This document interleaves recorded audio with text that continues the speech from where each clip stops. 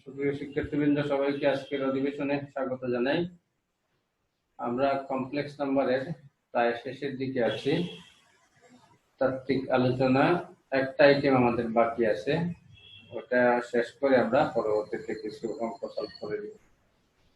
যেটা বাকি রয়ে গেছে এটা হলো ব্যবহারিকের সাথে সম্পৃক্ত আসলে, এবং এই বিষয়টা হলো দুইটা জটিল সংখ্যার যোগফল, বিয়োগফল এবং গুণফলের জ্যামিতিক প্রতিরূপ ব্যাখ্যা। জ্যামিতিক প্রতিরূপটা আমরা জানবো এই জন্য যে প্র্যাকটিক্যালি প্রায় দুইটা জটিল সংখ্যার যোগফল নির্ণয় এই বিষয়টা আসে। আমরা জিওমেট্রিক্যালি আগে থিওরিটা দেখি, দেখবার পরে এই ফলাফলটা আমরা প্র্যাকটিক্যাল সমস্যা সমাধানে প্রয়োগ করব। প্রথমে দেখব আমরা জটিল সংখ্যার যোগফলের জ্যামিতিক প্রতিরূপ। জটিল সংখ্যার যোগফলের জ্যামিতিক প্রতিরূপ।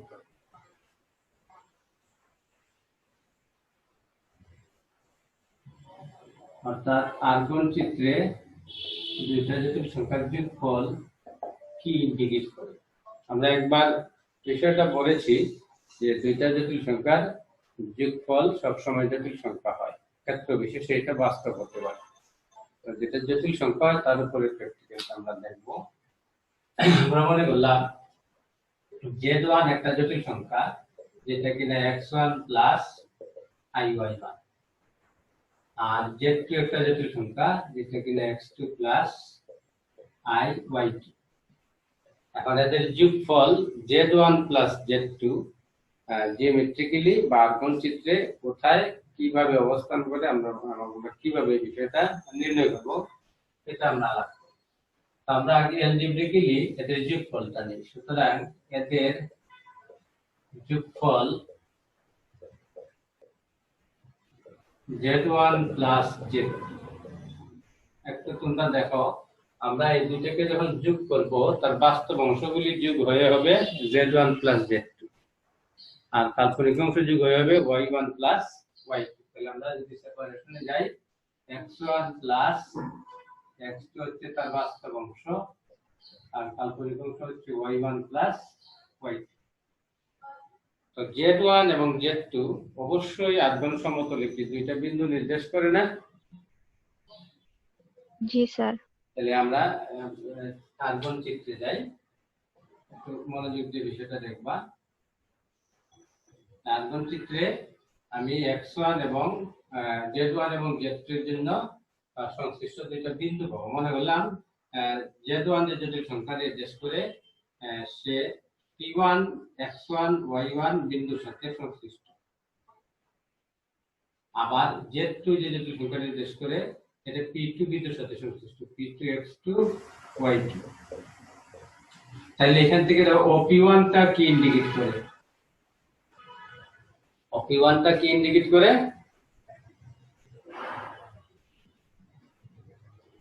op1 টা z1 জটিল সংখ্যার কি ইন্ডিকেট করে? পরম মান। পরম মান। আর op2 টা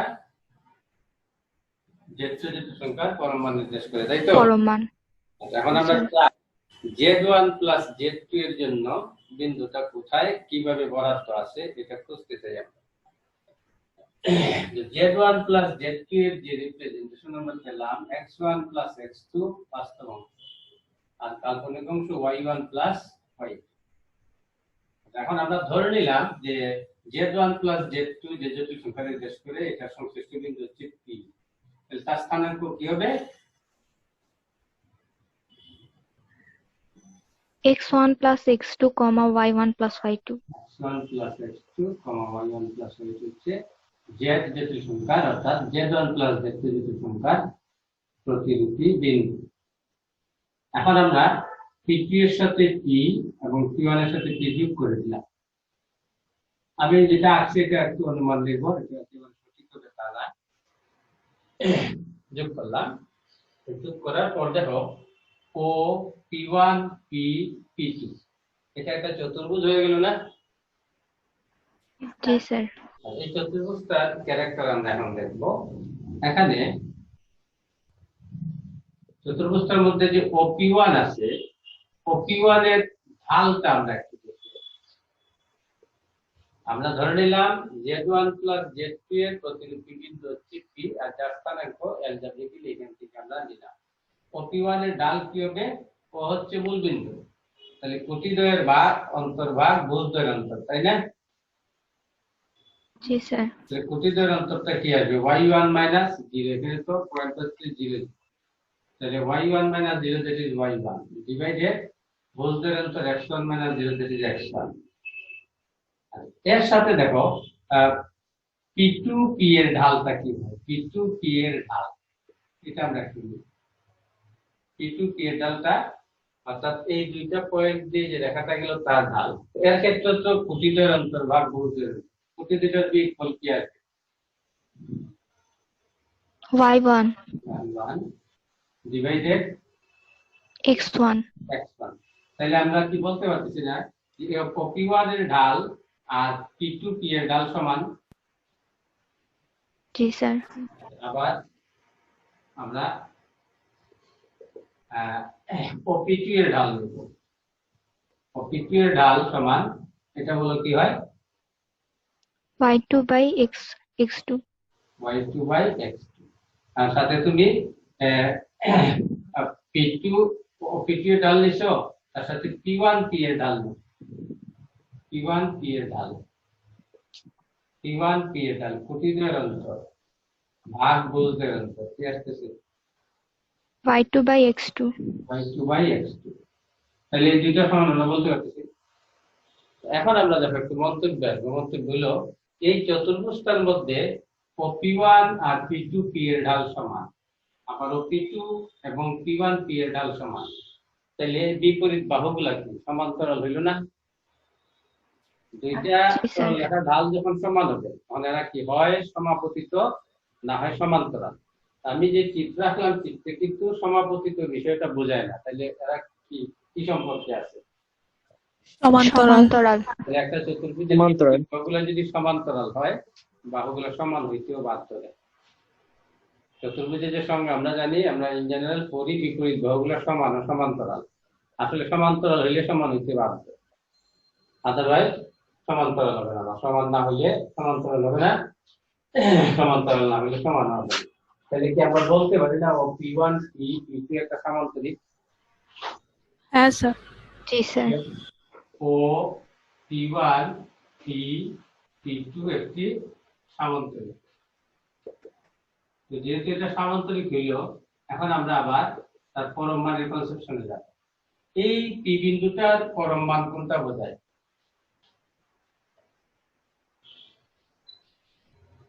এই জটিল সংখ্যার পরম মান কোনটা বোঝায়? √ x1 plus x2 whole square plus উল্টাতে যায় না, জিওমেট্রিক্যালি এখানে কর্ণটা বোঝায়, কর্ণটা। ওপি যেটা সেটা। তাহলে দেখো আমি P1 এর সাথে সংশ্লিষ্ট যে জটিল সংখ্যা তার পরম মান বলতেছি এটাকে, যেটা নাম দিলাম আমরা R মান। আর P2 এর সাথে সংশ্লিষ্ট জটিল সংখ্যা Z2 তার পরম মান বললাম R। তাইলে এই P এর সাথে সংশ্লিষ্ট যে জটিল সংখ্যা, এই জটিল সংখ্যাটা কি হয়ে যাবে? দেখো তো, P এর সাথে সংশ্লিষ্ট জটিল সংখ্যা এটা কি হবে? এটাকে যদি আমরা R বলি তাহলে Rটা কি হবে?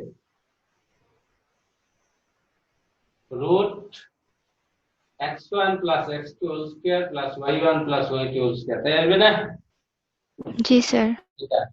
আর এখন এখানে দেখো এই পয়েন্টটা যেহেতু Z1 জটিল সংখ্যা ইন্ডিকেট করে, তাহলে আমি এই OP1 কে বললাম Z1 জটিল সংখ্যা, OP2 কে বললাম Z2 জটিল সংখ্যা, তাহলে এটা কোন জটিল সংখ্যা? এটা আমি Z1 plus Z2 করে পাইছি না? জি স্যার। তাহলে এটাকে বলতে হবে Z1 plus Z2। তাহলে এখানে বোঝায় যে দুইটা জটিল সংখ্যার পরম মানকে যদি আমি একটা সামান্তরিকের দুইটা সন্নিহিত বাহু ধরি, ওই দুইটা বাহুর ছেদবিন্দুগামী যে কর্ণ আছে, কর্ণটা এদের যোগফল নামক জটিল সংখ্যাটার পরম মান প্রকাশ করবে না? জি স্যার।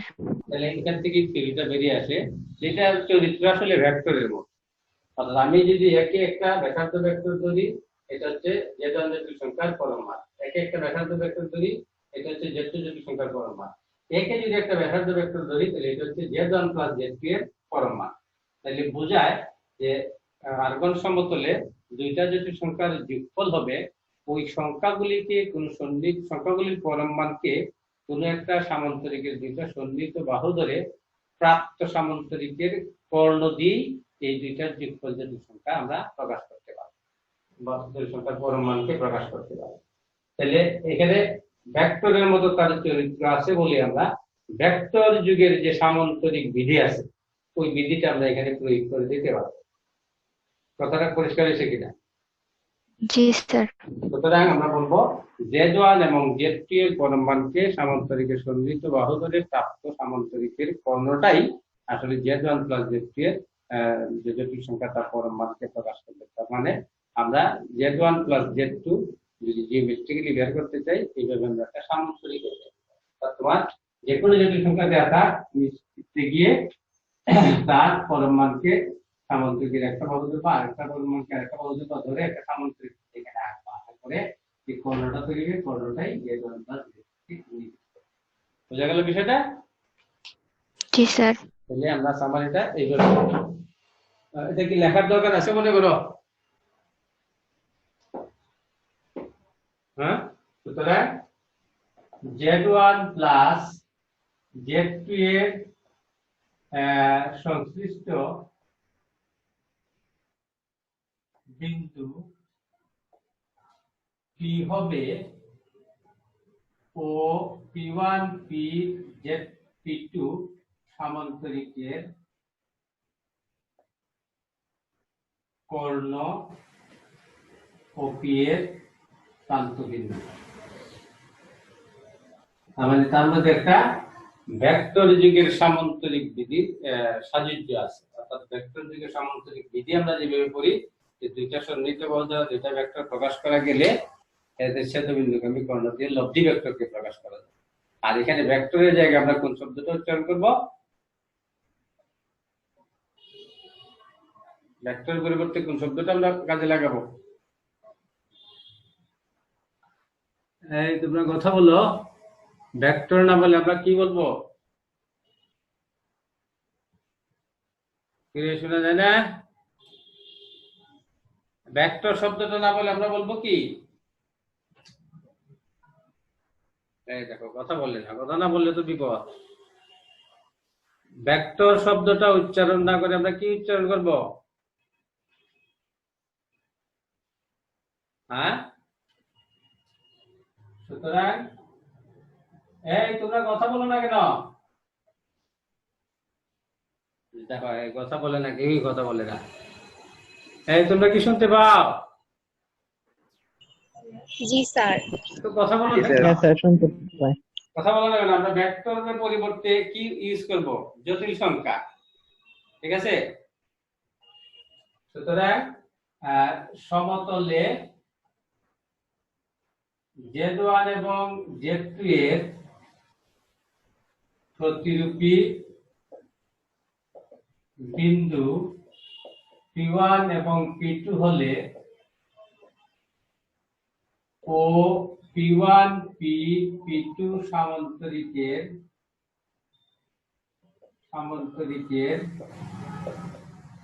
কর্ণ ও P এর প্রান্তবিন্দু P Z1 প্লাস Z2 এর সংশ্লিষ্ট বিন্দু প্রকাশ করবে, যা ভেক্টর যুগের সামান্তরিক বিধির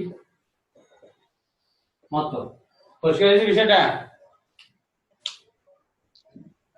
জি স্যার। স্যার। ভেক্টর যুগের সামান্তরিক বিধির মতো।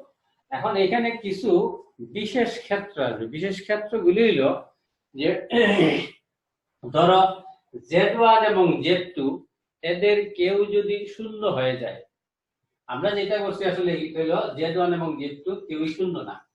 Z1 not equal to 0, Z2 not equal to 0, 0 বিষয়টা এখানে প্রমাণ করছি। যদি এরা শূন্য হয় তাতেও এই থিওরিটা কার্যরত থাকবে। কেন কার্যরত থাকবে?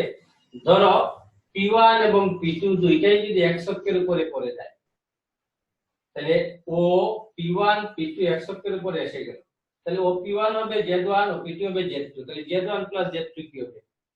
ও P1 প্লাস ও P2 না? জি স্যার। ও P1 প্লাস ও P2, তো ও P1 প্লাস ও P2 তার মানে কি? যদি P2 টা বড় হয় তাহলে যোগফলটা কি ও P2 হবে?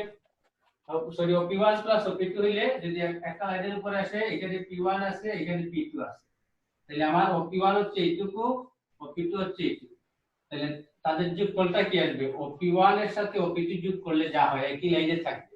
একই লাইনে থাকবে না? হ্যাঁ জি স্যার। স্যার। একই লাইনে থাকলে এখন দেখো ভেক্টর যুগের যে ত্রিভুজ বিধি আমরা পড়ছিলাম, ত্রিভুজ বিধিটা কি ছিল? যে একটা ভেক্টরের প্রান্ত বিন্দু থেকে যদি আরেকটা ভেক্টর শুরু হয়, তাহলে প্রথম ভেক্টরের আদি বিন্দু থেকে দ্বিতীয় ভেক্টরের অন্তবিন্দু পর্যন্ত বর্ণিত ভেক্টর আগের দুইটার যোগফল না? জি স্যার। তাহলে আমি হ্যাঁ, যদি স্যার। এখানে যদি মনে করি ও P2 এর প্রান্ত বিন্দু থেকে আমি ও P1 শুরু করলাম, তাহলে আরো যাবে সেখানে, অর্থাৎ ও P2 এর সাথে আরো এর লেন্থের পরিমাণ যোগ হবে, তাহলে এই যোগ দিয়ে আমি কি প্রকাশ করতে পারবো? এদের যোগফল না? জি স্যার। হ্যাঁ স্যার।